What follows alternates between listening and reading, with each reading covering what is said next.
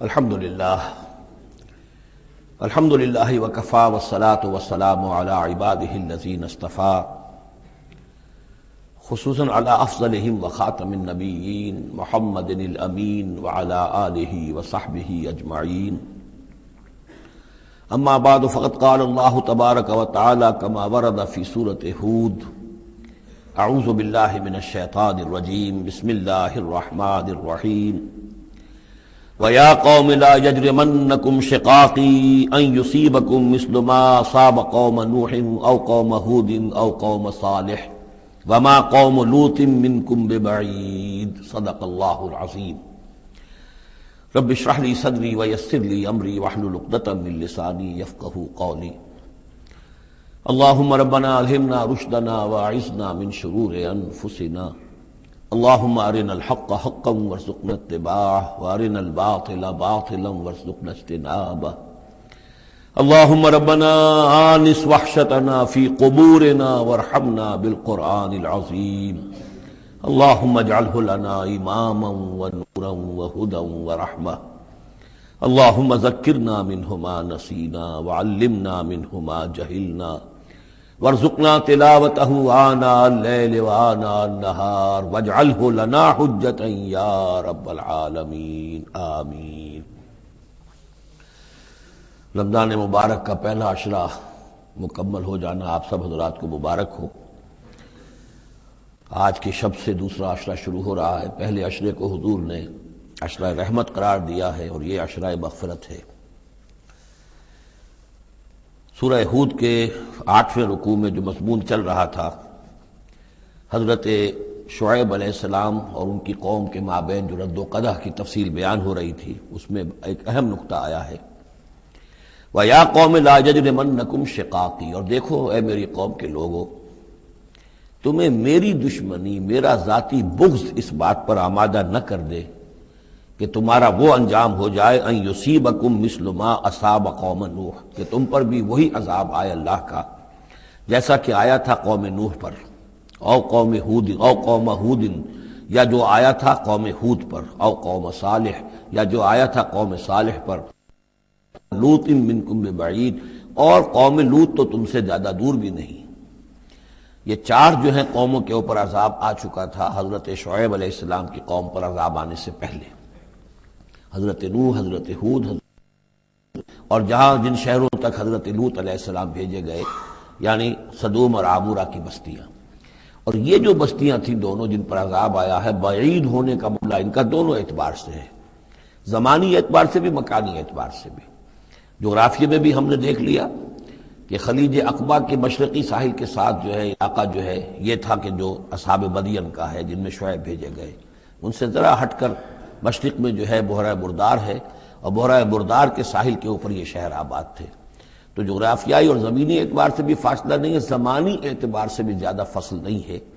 اور اگرچہ بعض لوگوں کا خیال یہ ہے کہ حضرت موسیٰ علیہ السلام جب مدین گئے تھے، مصر سے اپنی جان بچا کر نکلے تھے، تو پھر وہاں جس شیخ کے پاس وہ رہے ہیں اور جس کی بیٹی سے پھر انہوں نے شادی کی ہے، اس کے بارے میں لوگوں نے یہ خیال ظاہر کیا کہ وہ حضرت شعیب تھے۔ مجھے اس سے سختی سے اختلاف ہے، اور مجھے ان لوگوں کی رائے سے اتفاق ہے جو سمجھتے ہیں کہ یہ ممکن ہی نہیں ہے۔ حضرت شعیب کی قوم کے اوپر جو عذاب آ چکا تھا، اس کے بعد جو لوگ بچے کھچے وہاں آباد تھے، ان میں کوئی نیک آدمی تھا کہ جس کے پاس حضرت موسیٰ علیہ السلام کا جانا ہوا ہے۔ لیکن یہ کہ بہرحال اتنا فصل کوئی ہزاروں برس کا نہیں ہے ان کے مابین، سینکڑوں برس کا بھی شاید نہ ہو، قریب کا ہے معاملہ، زمانی اعتبار سے بھی اور زمینی اعتبار سے بھی۔ اب جو نقطہ اس میں اہم ہے وہ یہ ہے کہ بسا اوقات کسی شخص کو کسی داعی حق سے ذاتی پرخاش ہوتی ہے، کوئی ذاتی بغض ہے، کوئی ذاتی دشمنی ہے، کسی سبب سے ہے، اس کے نفسیاتی اسباب ہو سکتے ہیں اور بہت سے اسباب ہو سکتے ہیں، اور صرف ایک ذاتی پرخاش کی وجہ سے وہ اس کی دعوت کو رد کرتا ہے، اس کی مخالفت پر کمر بستہ ہو جاتا ہے، اس کی دشمنی اختیار کرتا ہے۔ نتیجہ کیا ہے؟ اس کا کچھ نہیں بگاڑتا، اپنے آپ کو برباد کر لیتا ہے، اپنی تباہی کو دعوت دیتا ہے۔ تو اے میری قوم کے لوگ، میری زدم زدہ میں تم کہیں اس انجام سے دوچار نہ ہو جانا، ایسا نہ ہو کہ میرا بغض اور میری عداوت جو ہے وَيَا قَوْمِ لَا يَجْرِمَنَّكُمْ شِقَاقِي أَن يُصِيبَكُمْ مِثْلُ مَا أَصَابَ قَوْمَ نُوحٍ أَوْ قَوْمَ هُودٍ أَوْ قَوْمَ صَالِحٍ وَمَا قَوْمُ لُوطٍ مِّنكُمْ بِبَعِيدٍ وَاسْتَغْفِرُوا رَبَّكُمْ، اور دیکھو استغفار کرو اپنے رب سے، ثم توبوا الیہ، پھر اس کی طرف رجوع کرو، اس کی طرف آگے بڑھو، اس کی اطاعت کرو، اس کی فرمانبرداری کرو۔ ان ربی رحیم ودود، یقیناً میرا رب رحیم بھی ہے، ودود بھی ہے، محبت فرمانے والا ہے۔ قالوا یا شعیب ما نفقہ کثیرا مما تقول، انہوں نے کہا کہ اے شعیب تم جو کچھ کہتے ہو اس کی اکثر بات تو ہماری سمجھ میں نہیں آتی، کیا کہہ رہے ہو تم؟ یعنی یہ کہ ذہنوں کے سانچے اتنے بگڑ گئے ہوتے ہیں کہ سیدھی بات ان میں فٹ بیٹھتی نہیں۔ ما نفقہ کثیرا مما تقول وانا لنراک فینا ضعیفا، ہم تو یہ دیکھ رہے ہیں کہ تم ہمارے اندر کوئی طاقتور آدمی نہیں ہو، کمزور سے آدمی ہو، ہم تو دیکھتے ہیں کہ تمہارے پاس کوئی قوت نہیں ہے۔ لولا رہتک، اگر نہ ہوتا تمہارا خاندان، لرجمناک، تو ہم تجھے کبھی کا جو سنسار کر چکے ہوتے۔ اب یہ بات بہت اہم ہے اس وقت، اصل میں یہ جو صورتیں مکی نازل ہو رہی ہیں، جو حضور کی دعوت اور تحریک جس دور سے گزر رہی تھی اور جو کچھ ہو رہا تھا، وہ اس کا ایک عکس سابقہ انبیاء اور رسل کے حالات میں بھی جو ہے تو وہ اسی دور کی مناسبت سے وہی باتیں نمایاں کی جاتی ہیں۔ یعنی جو تکرار ہوئی ہے ان رسولوں کے حالات کی، وہ تکرار محض نہیں ہے، بلکہ ہر جگہ پر جس دور میں وہ صورت نازل ہو رہی ہے جن میں ان کا تذکرہ ہو رہا ہے، اس دور میں جو خاص مسائل ہیں کہ جو درپیش ہیں محمد الرسول اللہ صلی اللہ علیہ وسلم اور آپ کے صحابہ کو، تو ان کے مناسبت سے جو ہدایت ہے، دل جوئی ہے، مسلمانوں کے لیے رہنمائی ہے، وہ حصہ ان رسولوں کی تعلیمات اور تاریخ کا بیان کیا جاتا ہے۔ اب یہاں مکے میں بھی شکل یہ ہو چکی تھی کہ بقیہ سب قریش جو ہیں وہ حضور کے خلاف جو ہیں سخت غیظ اور غضب کے اندر مبتلا تھے، لیکن چونکہ حضور کے چچا ابو طالب یہ خاندان بنی ہاشم کے سردار تھے اور انہیں ذاتی محبت تھی، وہ چاہے ایمان نہیں لائے حضور پر صلی اللہ علیہ وسلم، لیکن ذاتی محبت انہیں اتنی تھی کہ انہوں نے آخری وقت تک سپورٹ کیا ہے۔ اور قبائلی زندگی میں یہ ہوتا ہے کہ اگر کہیں کسی ایک خاندان کے کسی فرد کے اوپر کوئی ہاتھ اٹھایا جائے تو پھر وہ خاندان انتقام لیتا ہے۔ اس کا مطلب یہ ہوتا کہ وہ حضور کے خلاف وہ کوئی اقدام کرتے ہیں تو گویا کہ ان فائٹنگ شروع ہو جائے گی، داخلی خانہ جنگی شروع ہو جائے گی بنو ہاشم کی ان لوگوں کے خلاف کہ جو حضور کو کوئی غضب پہنچائیں، نقصان پہنچائیں۔ یہ تحفظ ملا ہوا تھا محمد الرسول اللہ صلی اللہ علیہ وسلم کو اللہ تعالیٰ کی طرف سے۔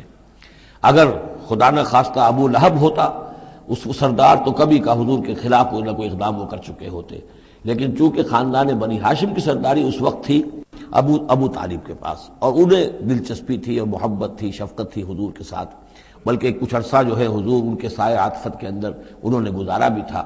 اس وجہ سے تو یہ نقشہ دکھایا جا رہا ہے کہ آج قریش کے مقابلے میں جس طریقے سے کہ بنو ہاشم کی سپورٹ اور حفاظت جو ہے وہ حضور کے لیے اللہ تعالیٰ نے اسے قلعہ بنا دیا ہے، یہی معاملہ اس وقت تھا کہ حضرت شعیب کا بھی خاندان ان کا پشت بنا تھا۔ وَلَوْلَا رَحْتُكَ، اگر تمہارا خاندان تمہارا پشت بنا نہ ہوتا اور تمہارا ساتھ نہ دے رہا ہوتا، لَرَجَمْنَاكَ، ہم کبھی کہ تمہیں سنسار کر چکے ہوتے۔ وَمَا أَنْتَ عَلَيْنَا بِعَزِيزٍ، اور ذاتی طور پر تم ہم پر کوئی بھاری نہیں ہو، تو تمہاری کوئی حیثیت نہیں ہے۔ قَالَ يَا قَوْمِ رَحْتِي أَعَزُّ عَلَيْكُم مِّنَ اللَّهِ، انہوں نے کہا اے میری قوم کے لوگوں، کیا میرا یہ خاندان تم پر زیادہ بھاری ہے اللہ سے؟ میرا پشت بنا تو حقیقتاً اللہ ہے، تم اللہ سے نہیں ڈرتے، میرے خاندان سے ڈرتے ہو۔ رحتی اعز علیکم من اللہ واتخذتموہم وراءکم ظہریا، اللہ کو تو تم نے اپنی پیٹھوں کے پیچھے پھینکا ہوا ہے، بلایا ہوا ہے۔ یہ بھی بہت ہی اہم نفسیاتی نکتہ ہے۔ ہوتا یہ ہے کہ ہم دنیا میں ایسے مگن رہتے ہیں کہ اللہ کو ماننے کا عقیدہ تو ہے، لیکن اللہ مستحضر نہیں رہتا، یاد نہیں رہتا۔ یہ ہمارا پورا دنیا کا کاروبار چل رہا ہے، کاز اینڈ ایفیکٹ، علل ہیں، اسباب ہیں، ان کے نتائج نکل جاتے ہیں۔ تو جو کاز اینڈ ایفیکٹ کا جو سلسلہ چل رہا ہے، ہم اس میں اتنے گم ہوتے ہیں کہ مسبب الاسباب جو ہے وہ نگاہوں کے سامنے رہتا ہی نہیں۔ یا یہ کہ ہم اپنے کاموں میں اتنے مشغول ہیں، اپنے کام و دہن کی لذت جو ہے وہی ہمیں جو ہے کوئی فرصت نہیں لینے دیتی، یا یہ کہ بنیادی ضروریات جو ہے وہی ہمیں جو ہے اب کوئی فارغ نہیں ہونے دیتی، لہذا ہم گم ہو جاتے ہیں۔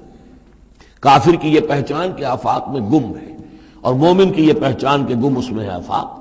لیکن یہ کافر کا معاملہ کیا ہوتا ہے؟ اللہ کو مانتے تو وہ بھی تھے، مانتے تھے مشرکین مکہ بھی، مانتے تو سب تھے اللہ کو، لیکن یہ کہ اللہ کو تو انہوں نے اوجھل کیا ہوا تھا، آنکھ اوجھل پہاڑ اوجھل۔ تم اللہ سے نہیں ڈرتے، میرے خاندان سے ڈرتے ہو۔ وَاتَّخَذْتُمُوهُ وَرَاءَكُمْ ظِهْرِيًّا، اللہ کو تو تم نے اپنی پیٹھوں کے پیچھے پھینکا ہوا ہے، یعنی اسے تو نسیم منسیہ کیا ہوا ہے، اس کی طرف تمہارا ذہن ہی نہیں ہے۔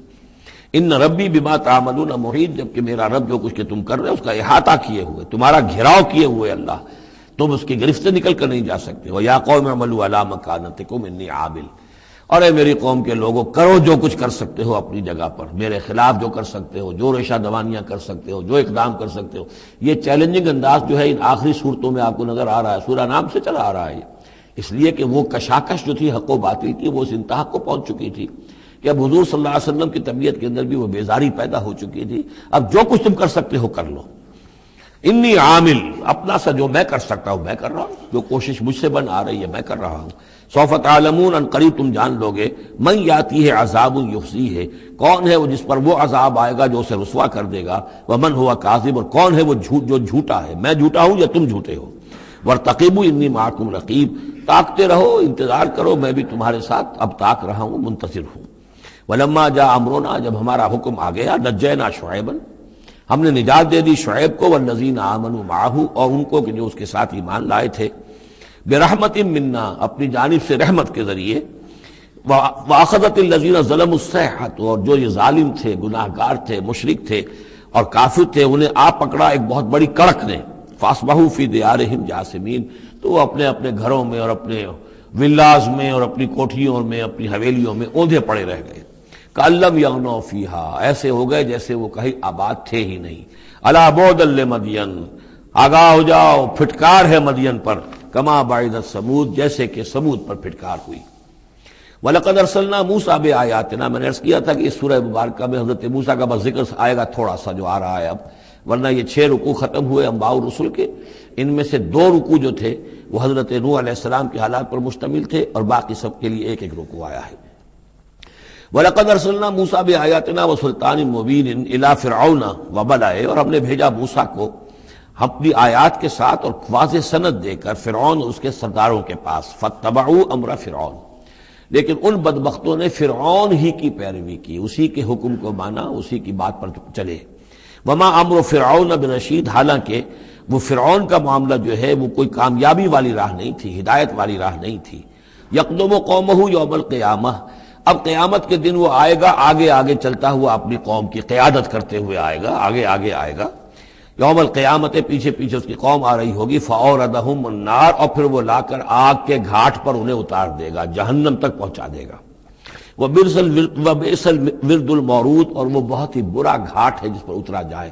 جیسے کوئی پانی پینے کے لیے جانور آتے ہیں، ان کا کوئی سردار جو ہے وہ آگے آگے آ رہا ہو، سب گھاٹ پر وہ اپنے پھر پورے قافلے کو لے آتا ہے، اسی طریقے سے یہ جہنم کے گھاٹ پر، اس آگ کے گھاٹ پر لا اتارے گا فرعون اپنی قوم کو.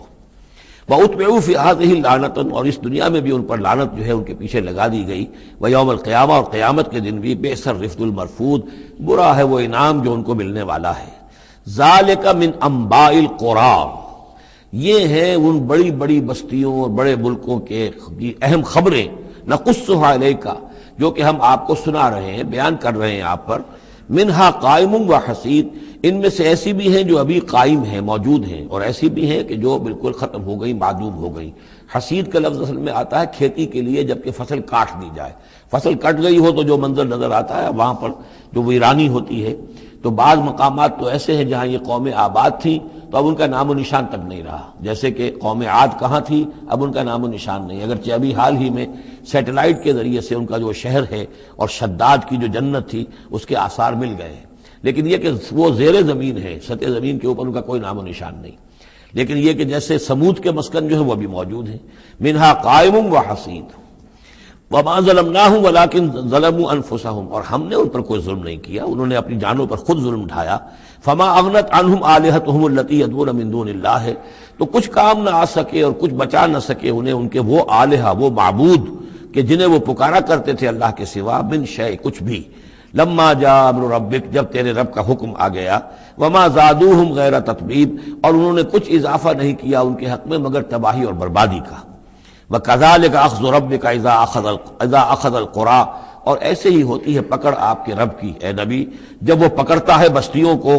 وَهِيَ ظَالِمَةٌ، جبکہ وہ ظالم ہوتی ہیں، گناہ گار ہوتی ہیں، ان میں گناہ کا اور معصیت کا عام چلن ہو جاتا ہے.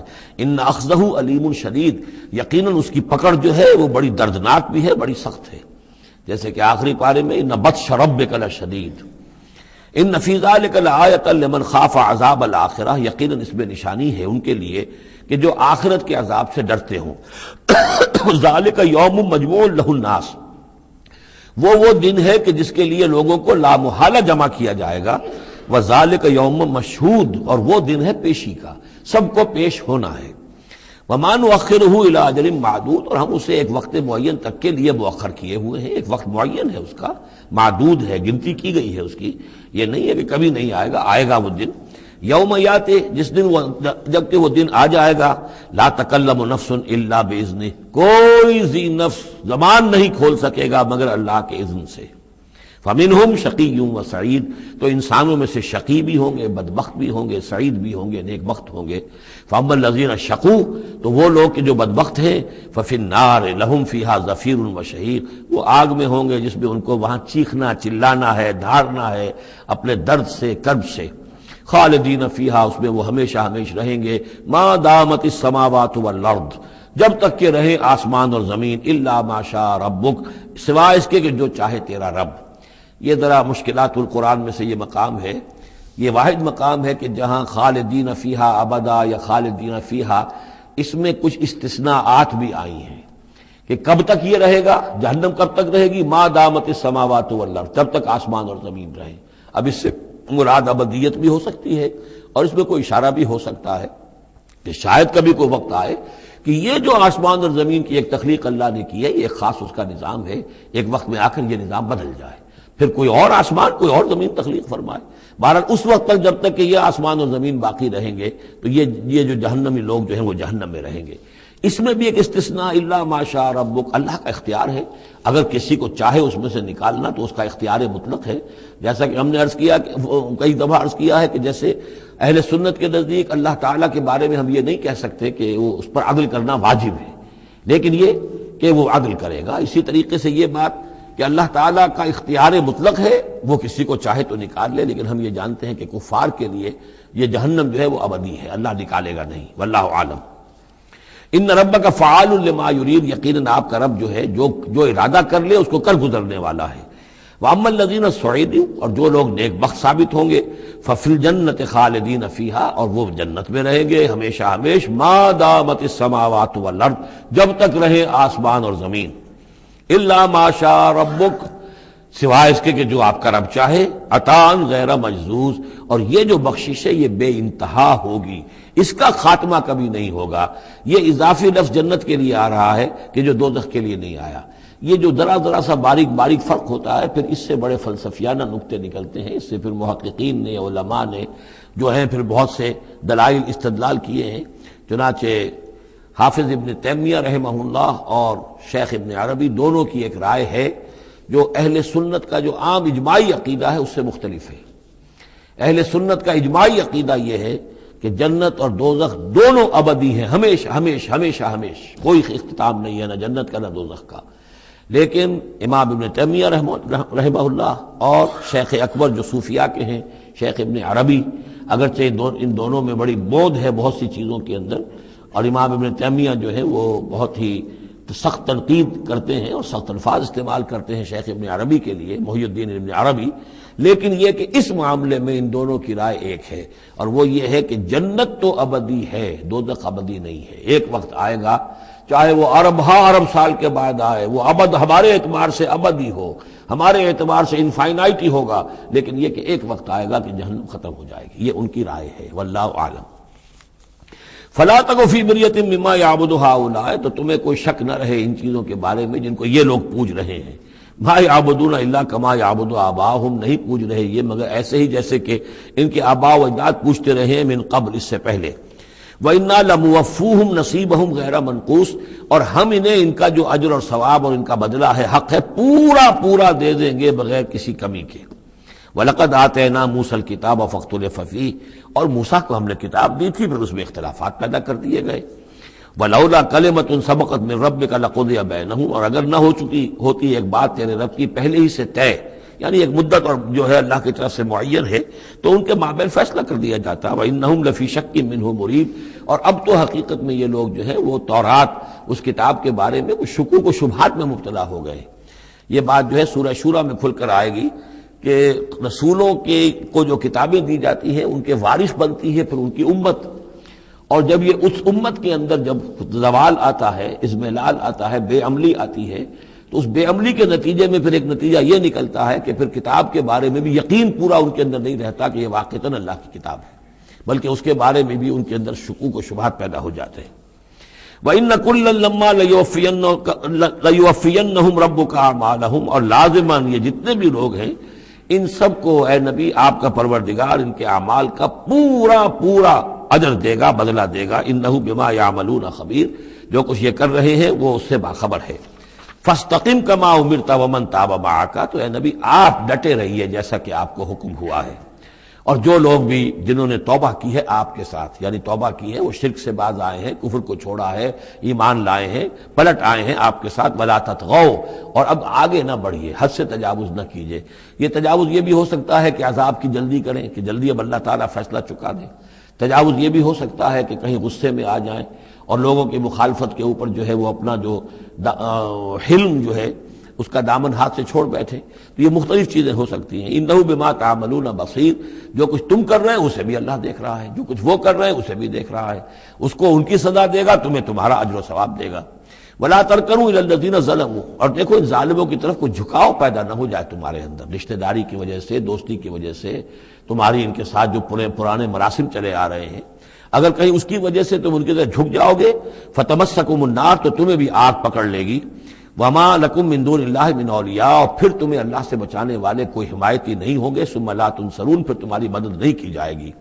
وَأَقِمِ الصَّلَاةَ طَرَفَيَ النَّهَارِ وَزُلَفًا مِّنَ اللَّيْلِ، اور اے نبی نماز کو قائم رکھیے۔ اب یہ سارے خطابات آپ دیکھ رہے ہیں کہ بظاہر واحد کے صیغے میں حضور سے ہو رہے ہیں، لیکن یہاں پر خطاب امت سے ہے، مسلمانوں سے ہے، حضور کی وساطت سے اہل ایمان جو ہے وہ مخاطب ہے۔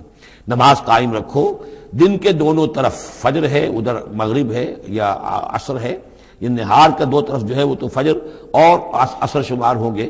وَزُلَفًا مِّنَ اللَّيْلِ، اور کچھ ٹکڑے رات کے، اب مغرب عشاء کو بھی ہم شمار کر سکتے ہیں رات میں، تو اس طریقے سے یہ مختلف شروع میں جیسے اوقات آئے ہیں تو ان میں ابھی پوری طریقے سے 5 نمازوں کا نظام نہیں تھا، وہ تو سن 11 نبوی میں جبکہ یہ معراج ہوئی ہے اس وقت پھر 5 نمازوں کا نظام آیا ہے، ورنہ پورے مکی دور کے 10 برس بلکہ 10.5 برس تک وہ نمازوں کا نظام ایسا ہی تھا کہ کبھی صبح شام کی بات کہہ دی ہے، صبح و شام کرو، اور یا یہ کہ سورہ بنی اسرائیل میں بھی ایک بات آ جائے گی، وہ وہاں پڑھیں گے۔ وَأَقِمِ الصَّلَاةَ طَرَفَيَ النَّهَارِ وَزُلَفًا مِّنَ اللَّيْلِ إِنَّ الْحَسَنَاتِ يُذْهِبْنَ السَّيِّئَاتِ، یقیناً نیکیاں بدیوں کو دور کر دیتی ہیں۔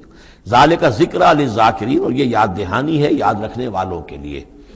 وَاصْبِرْ فَإِنَّ اللَّهَ لَا يُضِيعُ أَجْرَ الْمُحْسِنِينَ، اور صبر کیجئے، اور اللہ تعالیٰ محسنین کا، نیکی کرنے والوں کے صبر کو ضائع نہیں کرتا۔ فَلَوْلَا كَانَ مِنَ الْقُرُونِ مِنْ قَبْلِكُمْ أُولُو بَقِيَّةٍ، تو کیوں نہ ایسا ہوا کہ ہوتے ان قوموں میں جو تم سے پہلے تھیں ایسے اولو بقیہ ہوتے، ایسے حق کے علمبردار ہوتے، ینہون عن الفساد فی الارض، کہ جو لوگوں کو اپنی اپنی قوموں کو روکتے رہتے زمین میں فساد مچانے سے، الا قلیلا ممن انجینا منہم، سوائے اس کے کہ کچھ کم ہوئے، بہت تھوڑے لوگ ہوئے جن میں سے کہ ہم نے بچا لیا۔ یعنی جو لوگ بھی نہیں منکر کرتے رہے، روکتے رہے، بدی سے روکتے رہے، کفر سے روکتے رہے، شرک سے روکتے رہے، ان کے بارے میں بار بار یہ بات آ رہی ہے کہ اللہ تعالیٰ ان کو بچا لیتا ہے۔ وَاتَّبَعَ الَّذِينَ ظَلَمُوا مَا أُتْرِفُوا فِيهِ، اور وہ لوگ کہ جنہوں نے گناہ کی روش اختیار کی، وہ تو انہوں نے پیروی کی اپنی اسی چیزوں کی جس میں کہ ان کو ساز و سامان دیا گیا تھا، عیش جو ان کو دے دیا گیا تھا، کانوا مجرمین وکانوا مجرمین، اور یقیناً وہ مجرم تھے۔ وما كان ربك ليهلك القرى بظلم، اور آپ کا رب بستیوں کو ظلم کے ساتھ ہلاک کرنے والا نہیں ہے کہ بغیر ان کی یعنی خرابی کے اعمال کے، بغیر ان کے جرائم کے ان کو ایسے ہی ہلاک کر دیتا۔ وما كان ربك ليهلك القرى بظلم وَأَهْلُهَا مُصْلِحُونَ، جبکہ اس میں بسنے والے لوگ جو ہیں وہ مصلح ہوں، اچھے کردار کے لوگ ہوں، اصلاح کرنے والے ہوں، صالح ہوں۔ وَلَوْ شَاءَ رَبُّكَ لَجَعَلَ النَّاسَ أُمَّةً وَاحِدَةً، اور اگر اللہ چاہتا، آپ کا رب چاہتا تو تمام نوع انسانی کو ایک ہی امت بنا دیتا۔ وَلَا يَزَالُونَ مُخْتَلِفِينَ، لیکن نہیں، یہ اختلاف کرتے ہی رہیں گے، انسانوں میں اختلاف ہمیشہ باقی رہے گا، صرف فرق یہ ہے کہ اختلاف کو ایک حد تک رکھا جائے، تفرقہ نہ ہو جائے۔ اختلاف ہے، ایک رائے میری، ایک رائے آپ کی ہے، ٹھیک ہے، آپ کی رائے، آپ کے پاس یہ دلائل ہیں، آپ کا دل اس پر ٹھک گیا ہے، آپ اس پر عمل کیجئے۔ میرے پاس یہ دلیل ہے، میرا دل اس پر ٹھکتا ہے، میں اس حدیث کو زیادہ قوی سمجھتا ہوں، آپ نے اس کو زیادہ جو ہے مضبوط سمجھا ہے، کوئی حرج نہیں۔ میں بھی قرآن و سنت سے استدلال کر رہا ہوں، آپ بھی قرآن و سنت سے استدلال کر رہے ہیں، امام ابو حنیفہ نے بھی کیا ہے تو وہیں سے استدلال کیا ہے، امام شافعی نے بھی کیا، تو اختلاف ہے۔ تفرقہ نہ ہو کہ تم اور من دیگرم تو دیگری، میں اور ہوں تم اور ہو، یہ تفرقہ جو ہے وہ کفر ہے۔ لیکن اختلاف لا یزالون مختلفین، وہ تو یہ ہے کہ گلہائے رنگا رنگ سے ہے رونق چمن، اے ذوق جہاں کو ہے زیب اختلاف سے۔ اختلاف جو ہے مونوٹنی اگر دنیا میں ہو تو طبیعت انسان کی اکتا جائے، یہاں تو یہ کہ رنگا رنگی ہو، تنوع ہو، تو اس سے ہی انسان جو یہاں کی جو زیبائش ہے اور رونقیں ہیں۔ ولا یزالون مختلفین الا من رحم ربک، سوائے اس کے کہ جس پر تیرا رب رحم فرما دے۔ ولذالک خلقہم، اللہ نے بنایا ہی اسی حساب سے ہے ان کو۔ دو افراد کے مزاج ایک نہیں ہے، دو افراد کے انگوٹھوں کی وہ یہ نشان ایک نہیں، لکیریں ایک جیسی نہیں ہیں، دو انسانوں کی شکلیں ایک جیسی نہیں ہیں، یہ تو اللہ تعالیٰ نے بنایا ہے تخلیق کے اندر۔ اب جینز کسی کے کچھ ہیں، کسی کے کچھ ہیں، کسی میں کچھ جو ہے اور اثرات آ رہے ہیں، کسی میں کسی اور طرح کے اثرات آ رہے ہیں۔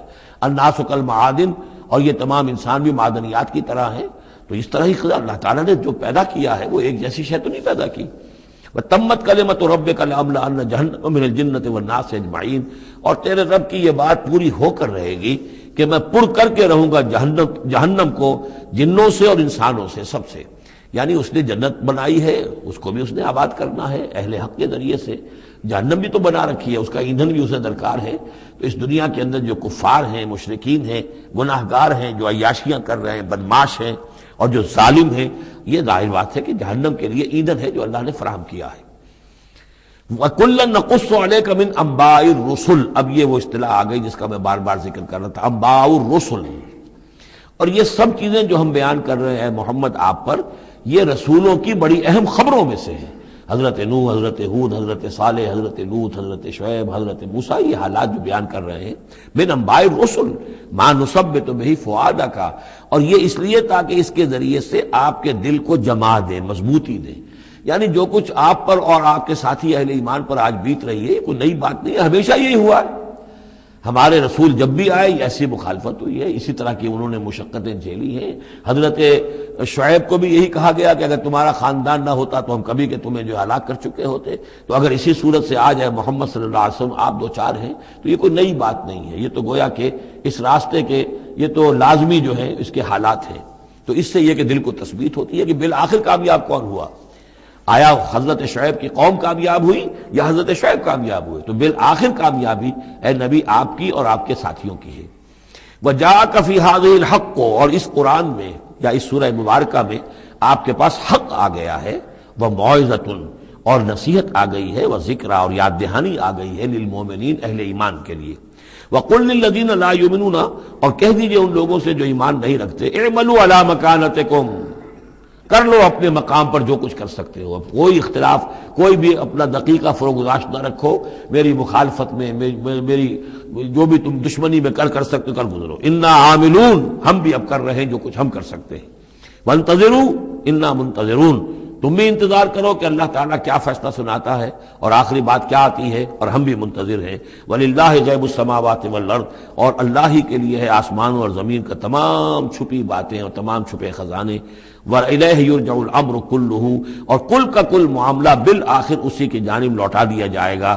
فَاعْبُدْهُ، بس اسی کی بندگی اور پرستش کیجئے، وَتَوَكَّلْ عَلَيْهِ، اور اسی پر توکل کیجئے، آپ کا اعتماد اور بھروسہ اسی کی ذات پر ہو۔ وَمَا رَبُّكَ بِغَافِلٍ عَمَّا تَعْمَلُونَ، اور یقیناً آپ کا رب غافل نہیں ہے اس سے کہ جو آپ کر رہے ہیں۔ یہاں اللہ کے فضل و کرم سے سورہ ہود مکمل ہوئی۔ جیسا کہ میں نے عرض کیا تھا کہ یہ جو سلسلہ شروع ہوا 14 سورتوں کا، پہلا جوڑا اس میں سے سورہ یونس، سورہ ہود علیہم الصلاۃ والسلام۔ البتہ جو تیسرا اس کے اندر سب گروپ، میں نے کہا تھا تین کے سب گروپ ہیں، یہ تیسری سورت جو ہے سورہ یوسف، یہ بالکل پورے قرآن میں منفرد ہے اپنے مزاج کی۔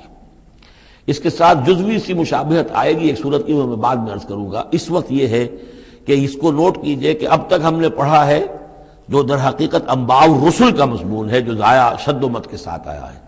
حضرت ابراہیم کا تھوڑا سا ذکر سورہ انعام میں ہم نے پڑھ لیا، کچھ تھوڑا سا ذکر جو ہے وہ سورہ ہود کے اندر آ گیا ہے، لیکن یہ ہے کہ اصل جو آیا ہے انباء الرسل، ایام اللہ فذکرہم بایام اللہ۔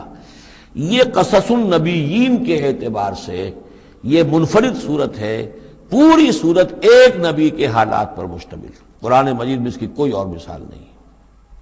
پھر یہ کہ اس میں وہ رنگ ہے ہی نہیں کہ حضرت یوسف علیہ السلام نے یہ دعویٰ کیا ہو کہ میں رسول ہوں، مجھے مانو، میری اطاعت کرو، اور وہاں کی جو قوم تھی اور بادشاہ جو تھا اس سے کوئی تعاون نہ کیا ہو، کچھ نہیں، وہ انداز ہی نہیں مانو گے تو عذاب آئے گا، کچھ نہیں۔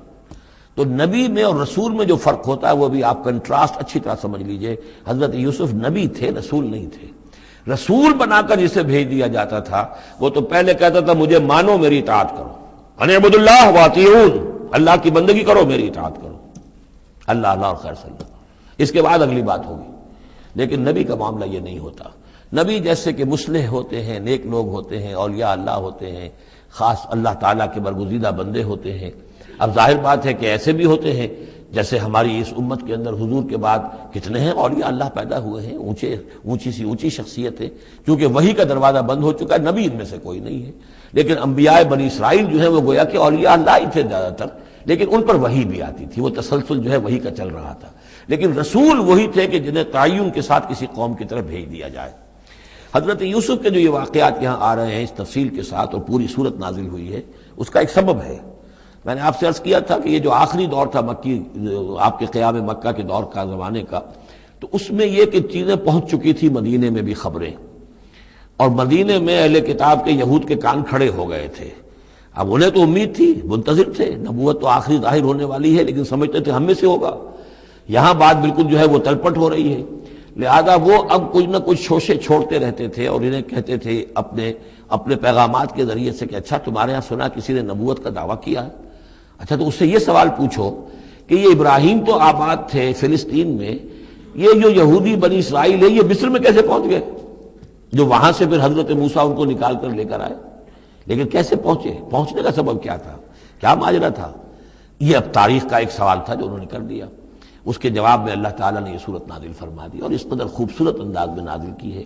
اور میں آپ کو ایک اور بات بھی بتا دوں کہ میرا قرآن مجید کے ساتھ جو معنوی تعارف ہوا ہے پہلی مرتبہ صحیح معنی میں، وہ اسی سورہ یوسف کے حوالے سے ہے، اور سورہ یوسف کی تفہیم القرآن مولانا مودودی کی۔ 1947 میں میں میٹرک کا امتحان دے چکا تھا، ہمارا رزلٹ بھی آ چکا تھا، لیکن یہ کہ اس کے بعد وہ فسادات کیا قتل عام شروع ہوا مسلمانوں کا مشرقی پنجاب میں۔ میں حصار میں تھا، تو حصار اس شہر کا نام تھا، لیکن ہم اس میں محصور بھی ہو گئے۔ تقریباً 1.5 مہینہ ہم نے مورچے بنا لیے اور اپنی حفاظت کرتے رہے۔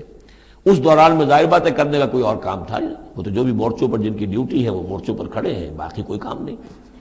تو میں اور میرے بڑے بھائی اس زمانے میں پھر ایک مسجد کے اندر بیٹھ کر، جو چونکہ انہوں نے بھی، وہ مجھ سے تو ویسے 6 سال بڑے ہیں، انہوں نے بھی جب میٹرک کیا تھا تو عربی پڑھی تھی، اور میں نے تازہ میٹرک کیا تھا اور میرے پاس بھی عربی کا مضمون تھا، تو پھر یہ ہم پڑھتے تھے۔ اور ترجمان القرآن جو مولانا مودودی کا رسالہ تھا، اس میں ان دنوں تفہیم القرآن میں یہ سورہ یوسف کی تفسیر شائع ہو رہی تھی، تو ان دنوں ہم مسجد میں بیٹھ کر یہ سورہ یوسف تفہیم القرآن سے، پھر چونکہ مجھے کچھ عربی آتی تھی اور تازہ تھی، اچھی تھی، تو اس میں یہ کہ ہماری گفتگو بھی ہوتی تھی، مذاکرہ کرتے تھے۔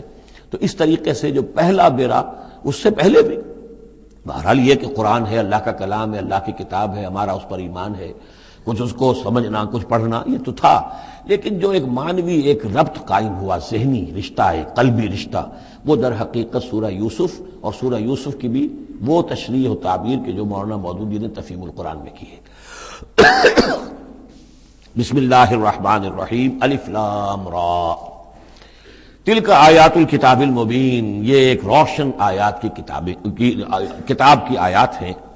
انا انزلناہ قرآنا عربیا، ہم نے اس کو نازل کیا ہے عربی قرآن بنا کر۔ کس کو نازل کیا ہے؟ وہ جو ام الکتاب میں ہمارے پاس ہے، وہ جو لوح محفوظ میں ہے، اس کو ہم نے اتارا ہے اب محمد پر، تو قرآن عربی بنا کر اتارا ہے۔ لعلکم تعقلون، تاکہ اے عربو، اے عرب کے رہنے والوں، اے امیین کہ جن کی طرف اولین بعثت ہمارے رسول کی ہوئی ہے، تم اچھی طرح سمجھ سکو۔ نحن نقص علیک احسن القصص، اے نبی ہم آپ پر بیان کرنے لگے ہیں بہترین بیان۔ یہ قصص نہیں ہے، قصص ہوتا قاف کے زیر کے ساتھ تو قصے کی جمع ہوتا، کہ بہترین قصہ ہم آپ کو سنا رہے ہیں، نہیں، احسن القصص، قصص جو ہے یہ یہاں پر یہ مصدر ہے، بہترین بیان، ہم آپ کے سامنے بہترین بیان پیش کر رہے ہیں، بما اوحینا الیک ھذا القرآن، اس قرآن کے ساتھ جو ہم نے آپ کی طرف وحی کیا ہے۔ وَإِن كُنتَ مِن قَبْلِهِ لَمِنَ الْغَافِلِينَ، اور یقیناً آپ اس سے پہلے، اس قرآن میں اس قصے کے آنے سے پہلے، قرآن میں اس بیان کی آمد سے پہلے، وحی سے پہلے آپ یقیناً بالکل ناواقف تھے، غافل تھے، آپ کو کچھ معلوم نہیں تھا کہ یہ حضرت یوسف کیسے وہاں پہنچے اور بنی اسرائیل کیسے پہنچ گئے۔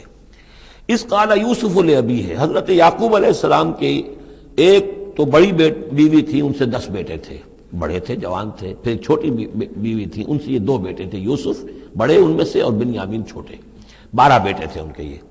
اس قال یوسف لأبیہ، یاد کرو جب کہ کہا تھا یوسف نے اپنے والد سے، حضرت یعقوب سے، یا ابت، ابا جان، انی رأیت 11 کوكبا، میں نے دیکھا ہے 11 ستارے، والشمس والقمر، اور سورج اور چاند، رأیتهم لی ساجدین، کہ وہ مجھے سجدہ کر رہے ہیں، میرے سامنے جو ہے سجدے میں ہیں۔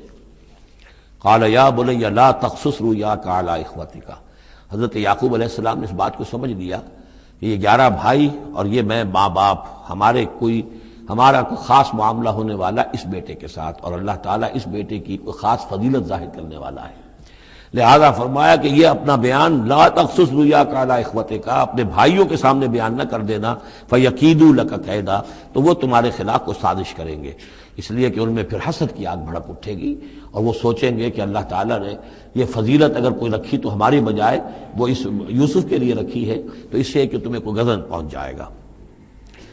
ان شیطان للانسان عدو مبین، یقیناً شیطان تو انسان کا کھلا دشمن ہے ہی۔ وَكَذَلِكَ يَجْتَبِيكَ رَبُّكَ وَيُعَلِّمُكَ مِن تَأْوِيلِ الْأَحَادِيثِ، اور اسی طریقے سے تمہارا رب جو ہے تمہیں پسند کر لے گا، چن لے گا، یعنی نبوت کے لیے اب معلوم ہوتا ہے کہ میرے بیٹوں میں سے اللہ نے تمہیں چن لیا ہے، یہ معلوم ہوتا ہے۔ كَذَلِكَ يَجْتَبِيكَ رَبُّكَ، اسی طرح اللہ چن لے گا، برگزیدہ کرے گا تجھے۔ وَيُعَلِّمُكَ مِن تَأْوِيلِ الْأَحَادِيثِ، اور تمہیں سکھائے گا تعویل الاحادیث۔ اس کے 2 معنی ہیں، ایک تو یہ کہ خواب کی تعبیر کرنا، اور یہ کسی بھی بات کی تہ تک پہنچ جانا، کنہ تک پہنچ جانا۔ تو عام اگر لیں گے تو کسی بھی بات، معاملہ فہمی جسے ہم کہتے ہیں، جز رسی، کسی چیز کے جو ہے اجزاء تک انسان پہنچ جائے، نگاہ دور تک چلی جائے، وہ بھی، اور یہ کہ اس کو تعویل الاحادیث جو ہے یہ خاص طور پر خوابوں کے لیے بھی ہے۔ وَيُتِمُّ نِعْمَتَهُ عَلَيْكَ، اور اتمام فرمائے گا اپنی نعمت کا تجھ پر، وعلی آل یعقوب، اور تمام آل یعقوب پر، کما اتمھا علی ابویک، جیسے کہ اس نعمت کا اس نے اتمام فرمایا تیرے آباء و اجداد پر، من قبل پہلے، ابراہیم و اسحاق، ابراہیم اور اسحاق پر، یعنی اسحاق تمہارے دادا اور ابراہیم تمہارے پردادا۔ اپنا نام انہوں نے نہیں لیا، ظاہر بات ہے کہ وہ خود اپنا ذکر کیسے کرتے۔ ان ربک علیم حکیم، یقیناً تیرا رب جو ہے وہ علیم ہے اور حکیم ہے۔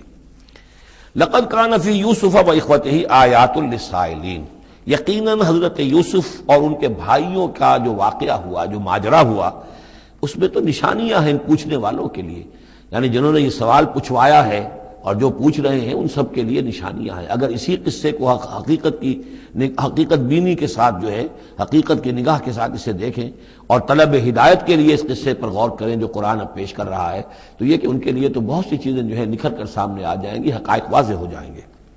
اذ قالوا لیوسف واخوہ احب الی ابینا منا ونحن عصبہ، جبکہ انہوں نے کہا کہ یہ یوسف اور اس کا بھائی بنیامین، احب الی ابینا منا، یہ ہمارے والد کو زیادہ محبوب ہیں ہم سے زیادہ محبت ان دونوں سے، ونحن عصبہ، جبکہ ہم ایک بڑی جماعت ہیں، طاقتور، بڑے تھے، جوان تھے، 10 تھے۔ اور ظاہر بات ہے قبائلی زندگی میں تو آپ کو معلوم ہے کہ بازو جو ہوتے ہیں، بیٹے جوان جو ہوں وہی تو اصل میں طاقت کی بنیاد ہوتے ہیں، جس کے جتنے بازو ہیں اتنا ہی وہ صاحب عزت ہے۔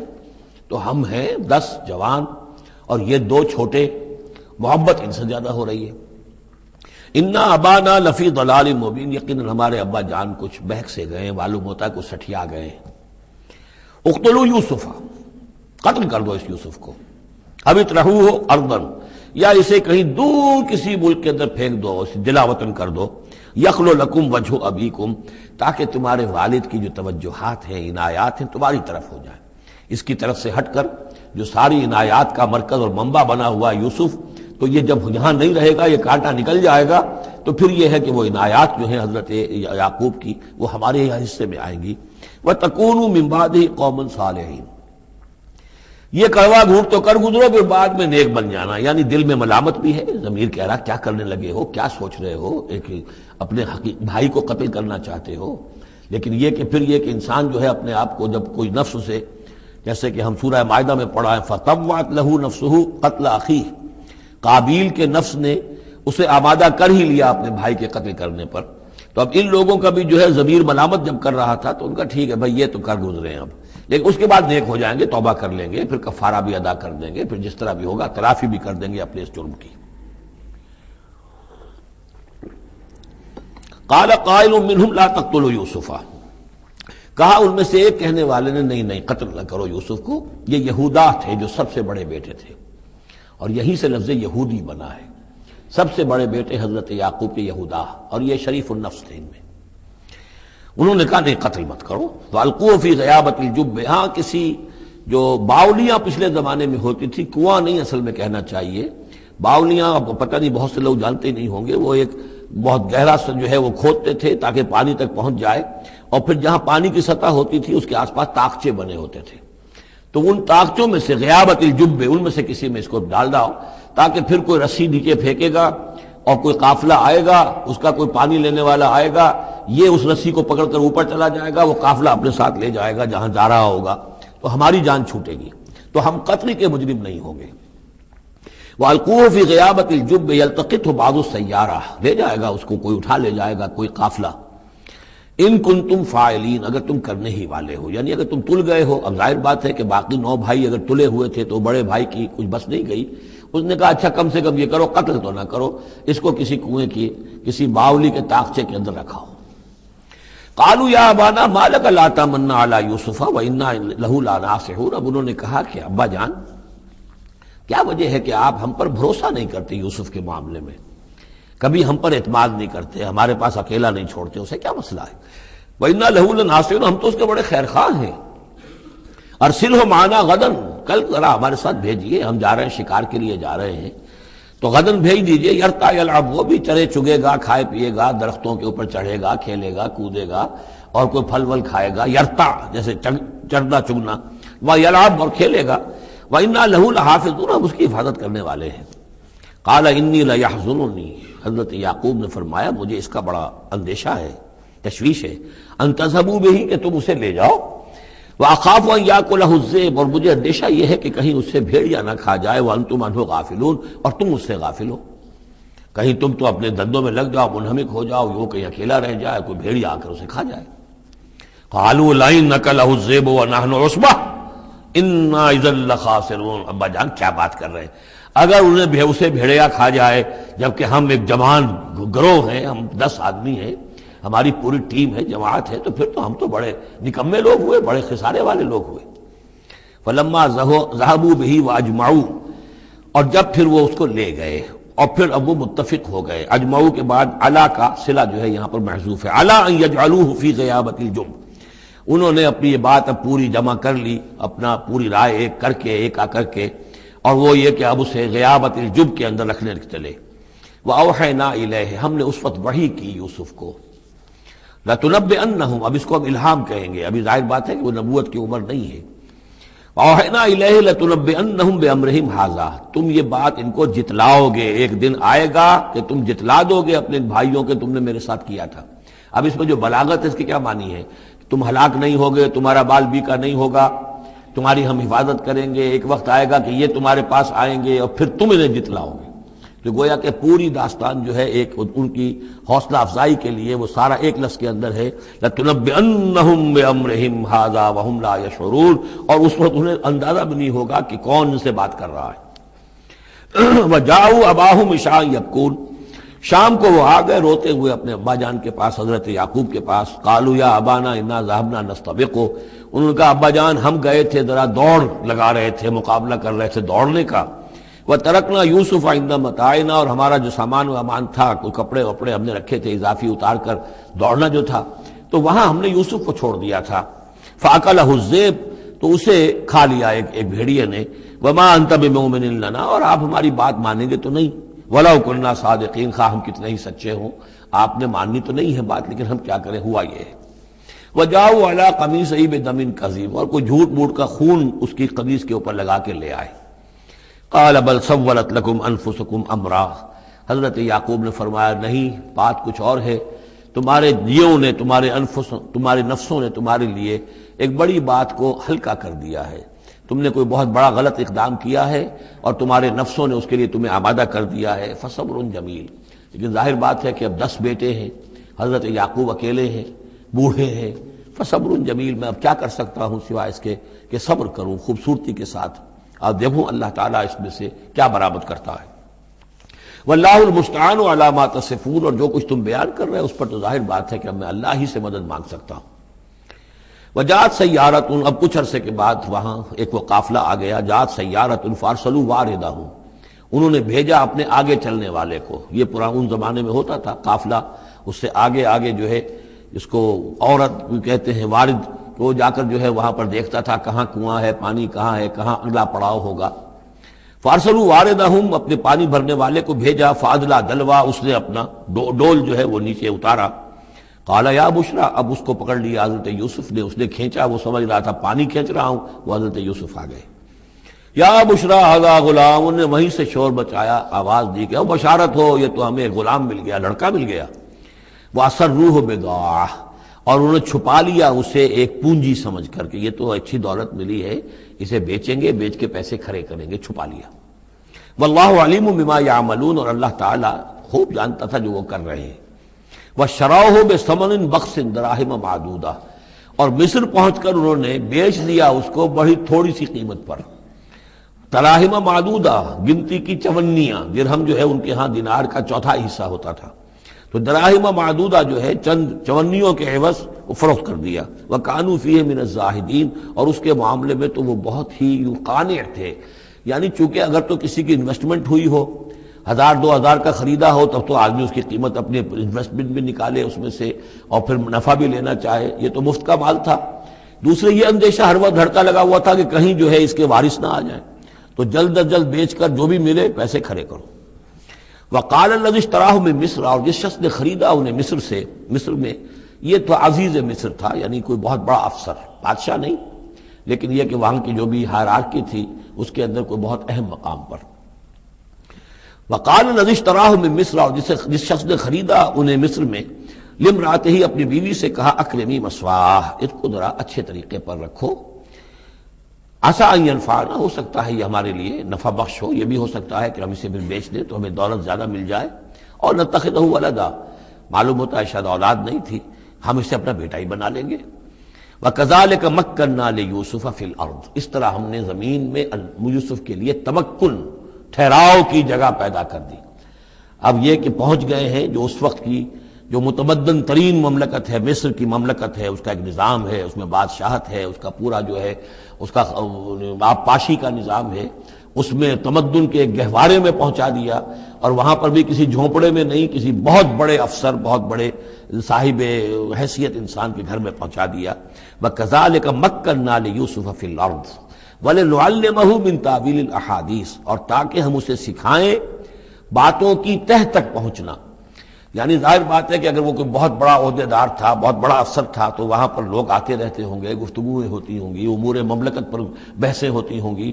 اب یہ وہاں پر ایک خادم کی حیثیت سے ہیں، وہ باتیں ساری سن رہے ہیں، تو گویا کہ اس میں ان کے لیے تربیت کا سامان اللہ نے کر دیا کہ کہاں کسی اگر دیہاتی میں رہتے یا کہیں صحرا میں رہتے، کہاں یہ تمدن کے ایک گڑھ میں اور ایک ایسی جگہ پر جہاں پر بیٹھ کر سارے مشورے ہوتے ہوں، گفتگویں ہوتی ہوں اور دوسرے ملکوں کی خبریں آتی ہوں. اس سے ان کے علم کے اندر معلومات میں بھی اضافہ ہوا. اور یہ کہ حالات و واقعات کا تجزیہ کرنا، اس سے استنتاج کرنا، نتیجہ نکالنا، اللہ نے یہ چیز انہیں سکھا دی. واللہ غالب علی امرہ، اللہ تعالیٰ تو اپنے معاملے پر، اپنے حکم پر، اپنے فیصلے پر غالب ہے. ولکن اکثر الناس لا یعلمون، لیکن اکثر لوگ جانتے نہیں. ولما بلغ اشدہ آتیناہ حکما وعلما، جب وہ اپنی پوری پختگی کو پہنچ گئے تو ہم نے انہیں حکم اور علم دونوں دیے. اس سے مراد نبوت ہے، حکمت بھی دی، علم بھی دیا. وَكَذَلِكَ نَجْزِي الْمُحْسِنِينَ، اسی طریقے سے ہم محسنین کو بدلہ دیتے ہیں، اچھا بدلہ دیتے ہیں. وَرَاوَدَتْهُ الَّتِي هُوَ فِي بَيْتِهَا، اور پھسلانے کی کوشش کی اس عورت نے جس کے گھر میں وہ تھے، وہی عزیز مصر کی بیوی، وہ ان پر فریفتہ ہو گئی. فی بیتہا عن نفسہ، ان کے جی سے پھسلانے کی کوشش کی، انہیں گناہ پر آمادہ کرنا چاہا. یہاں تک کہ وغلقت الابواب، ایک موقع پر اس نے دروازے بند کر دیے، وقالت حیت لک، اور بولی کہ جلدی کرو۔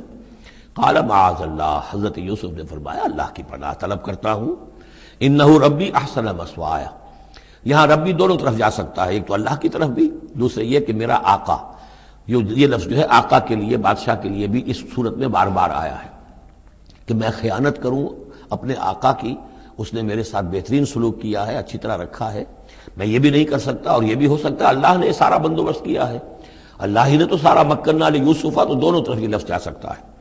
معاذ اللہ انہ ربی احسن مثوایا انہ لا یفلح الظالمون، گناہ گار اور ظالم لوگ جو ہیں فلاح نہیں پایا کرتے۔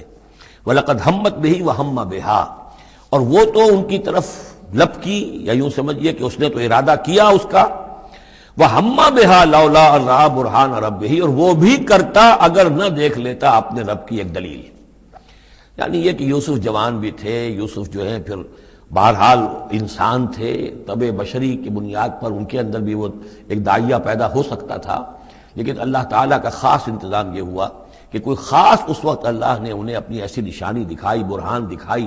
روایات میں یہ آتا ہے کہ دیوار پر حضرت یعقوب علیہ السلام کی شکل ظاہر ہوئی اور وہ انگلی سے اشارہ کر رہے تھے کہ باز رہنا، تو یہ تورات کے اندر ہے۔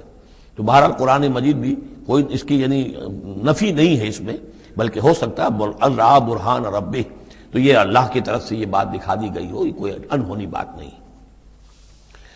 اور یہ ایک بات کو وَلَقَدْ هَمَّتْ بِهِ وَهَمَّ بِهَا، تو یہاں پہ لولا الرا برہان، وہ بھی بڑھتے ہیں، یعنی یہ کہ یہ چیزیں جو ہیں بہرحال جہاں تک فطرت انسانی کا تقاضا ہے اس میں ثابت قدم رہنا آسان کام نہیں ہے۔ كَذَلِكَ لِنَصْرِفَ عَنْهُ السُّوءَ، اور یہ اس لیے کہ ہم پھیر دیں اس سے بدی کا رخ، والفحشاء، اور بے حیائی کا، ہم نے خاص اہتمام کیا حضرت یوسف علیہ السلام کی عفت و عصمت کی حفاظت کی۔ انہ من عبادنا المخلصین، یقیناً وہ ہمارے بڑے مخلص بندوں میں سے تھے۔ یہ مخلص اور مخلص کا فرق نوٹ کر لیجئے، مخلص اس میں فاعل ہے، خلوص کرنے والا، اور مخلص وہ جس کو خالص کر لیا گیا ہو۔ اللہ کے مخلص بندے وہ ہیں جن کو اللہ نے اپنے لیے خالص کر لیا، تو یہ اللہ کے خاص بندے، چہیتے بندے مخلص ہیں جنہیں اللہ نے اپنے لیے خالص کر لیا ہے۔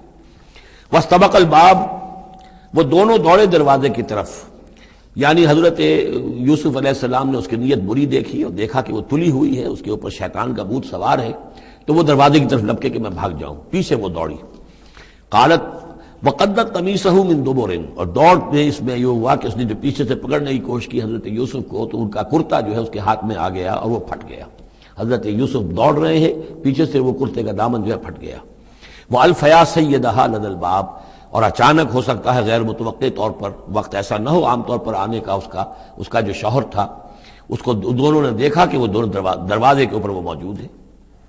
پایا ان دونوں نے اس کے شوہر کو، اس کے سردار کو، اس کے آقا کو، اس کے شوہر کو لدى الباب، دروازے کے پاس۔ قالت ما جزاء من اراد باهلك سوءا، اب دیکھیے یہ ہے وہ کہ جو عورت کے جو چلتر جس کو کہتے ہیں مشہور، فوراً جو اس نے پیترا بدلا ہے، اس نے کہا اپنے شوہر سے مخاطب ہو کر، بڑا سوچو کیا سزا ہونی چاہیے اس شخص کی جو تمہاری بیوی کے ساتھ بدکاری کا ارادہ کرے، یعنی یہ کہ یہ جو یوسف ہے یہ مجھ پر گویا کہ مجرمانہ حملہ کرنا چاہتا تھا اور میں نے اپنے آپ کو بچایا ہے۔ قالت ما جزاء من اراد باهلك سوءا الا ان يسجن، اس کی سوا کیا سزا ہو سکتی ہے کہ اسے جیل میں ڈال دیا جائے، اور عذاب العلیم، یا اسے کوئی اور دردناک عذاب دیا جائے۔ اب ظاہر ہے اپنے دفاع کے لیے حضرت یوسف کو کچھ نہ کوئی بیان تو دینا تھا۔ قال هي راودتني عن نفسي، انہوں نے صاف بیان کر دیا کہ خود اس نے مجھے گناہ پر آمادہ کرنا چاہا تھا اور پھسلانا چاہا تھا مجھے میرے جی سے۔ وشهد شاهد من اهلها، اب یہ کہ وہاں کوئی اور تھا، کوئی شخص کہ جو تھا اس عورت، وہ زلیخا اس کا نام آتا ہے تو رات میں قرآن میں کہیں نہیں ہے، امراۃ العزیز تو آتا ہے، اس عزیز کی بیوی، بڑے افسر کی بیوی، لیکن یہ کہ اس کا کوئی رشتہ دار بھی وہاں آن موقع پر موجود تھا، تو اس نے قرائن کی جو گواہی ہوتی ہے، سرکمسٹانشل ایویڈنس، اس کی بات کی۔ انہوں نے کہا کہ اگر تو اس کا کرتا پھٹا ہوا ہو، شاہد شاہد من اہلہا، اس عورت کے عزیزوں رشتہ داروں میں سے گواہی دینے والے نے ایک نے گواہی دی، اگر اس کا کرتا پھٹا ہوتا سامنے سے، فصدقت، تو وہ سچی ہوتی، وہو من الکاذبین، اور یہ جھوٹا ہوتا۔ یعنی اگر کوئی مرد حملہ کر رہا ہے اور عورت اپنا تحفظ کر رہی ہے، اور اس میں جو ہے کہیں کرتا پھٹتا ہے مرد کا، تو وہ سامنے کا حصہ پھٹے گا۔ وَإِنْ كَانَ قَمِيصُهُ قُدَّ مِن دُبُرٍ، اور اگر اس کی قمیص ہے پھٹی ہوئی پیچھے سے، فَكَذَبَتْ، تو وہ جھوٹی ہے، وَهُوَ مِنَ الصَّادِقِينَ، اور وہ سچا ہے۔ اب یہ بھی آپ دیجئے، کریڈٹ دیجئے بہرحال کہ اس کی عورت کے رشتہ داروں میں سے کسی نے اتنی عادلانہ بات کی ہے، اتنی حکیمانہ بات بھی کی ہے، عادلانہ بھی کی ہے اور حق کی بات کی ہے، تو معلوم ہوتا ہے کہ اس معاشرے کے اندر بھی جہاں بہت سی خرابیاں بھی تھیں، آگے آ جائیں گی وہ خرابیوں کا بھی ذکر ہے، لیکن یہ کہ بہرحال کچھ نہ کچھ اچھائیاں بھی تھیں۔ فلما رأى قميصه قد من دبر، جب اس نے دیکھا کہ قمیص تو پھٹی ہوئی ہے پیچھے سے، قال انه من کید کن، تو اس نے کہا اس عزیز مصر نے اپنی بیوی سے کہ یہ تمہاری ہی چالوں میں سے ہے، فریب میں سے ہے، ان کید کن عظیم، تم عورتوں کی چالیں جو ہیں اور تمہاری عورتوں کے جو فریب ہیں وہ بہت بڑے ہیں۔ یوسف اعرض عن ھذا، اب اس نے کہا یوسف ٹھیک ہے اس سے درگزر کرو، عن ھذا، اعرض عن ھذا واستغفری لذنبک، اور دیکھو تم اپنی بیوی سے مخاطب کو کہا تم اپنی گناہ کا استغفار کرو، توبہ کرو، انک کنت من الخاطئین، یقیناً تو ہی تھی خطا کار۔ وقالت نسوۃ فی المدینہ، اور کہا عورتوں نے شہر کے اندر، امرأۃ العزیز ہے، یہ ہے وہ عزیز کی بیوی، تراود فتاح عن نفسہ، وہ اپنے غلام کو پھسلا رہی ہے اور اس کو چاہتی ہے اسے گناہ پر آمادہ کرنا، قد شغفہا حبا، وہ اس کی محبت میں گرفتار ہو گئی ہے، انا لنراھا فی ضلال مبین، ہم دیکھتے ہیں وہ تو بڑی بھٹک گئی ہے اپنے غلام کے ساتھ یہ معاملہ، اور یہ تو بہت ہی گھٹیا بات ہے۔ فلما سمعت بمکرہن، جب اس نے امرأۃ العزیز نے سنی یہ باتیں میرے خلاف، اب یہ چرچے ہو رہے ہیں، تو اس نے چاہا کہ ان سب کا جو چونکہ اوپر کی سوسائٹی تھے وہ سارے کے سارے جو ہیں سوراخ تو سبھی کے ہاں تھے، گندگیاں ہر ایک کے ہاں تھی، لیکن یہ موقع مل گیا عورتوں کو کہنے کا، اسے معلوم تھا خود ان کے اپنے کردار کیسے کچھ ہیں، لیکن اس نے چاہا کہ اس کا بھانڈا جو ہے چوراہے کے اندر ان کے کردار کا بھی پھوڑ دیا جائے۔ ارسلت الیہن، تو ان سب کو بلوایا ایک دعوت میں، وآتت لہن متکئا، اور اہتمام کیا ایک مجلس کا، ایک ڈنر کا، اور اس میں یہ کہ سب جو متکئا جو سہارا لے کر بیٹھے ہوئے ہیں، وآتت کل واحدۃ منہن، اور ہر عورت کو اس نے ایک چھری اس کے سامنے رکھی، سکینن، ایک چھری، جب کوئی پھل وغیرہ ہوں گے اس کے ساتھ چھری بھی سب کو دی گئی ہے۔ وقالت اخرج علیہن، اور کہا کہ اے یوسف ذرا نکلو ان کے سامنے، برآمد ہو، ان کے سامنے آ جاؤ۔ فلما رأینہ، تو جب ان سب نے اس کو دیکھا، اکبرنہ، تو ششدر رہ گئیں، وقطعن ایدیہن، اور ان سب نے اپنے ہاتھ کاٹ لیے۔ اس میں ایک کا تو کسی کا غلطی سے ہاتھ کٹ گیا ہوگا، چوک گئی ہوگی، دیکھ کر ایک دم چونکی کہ یہ اس قدر حسین و جمیل، یہ تو انسان نہیں معلوم ہوتا، یہ کون ہے، تو اس کا ہاتھ کٹا۔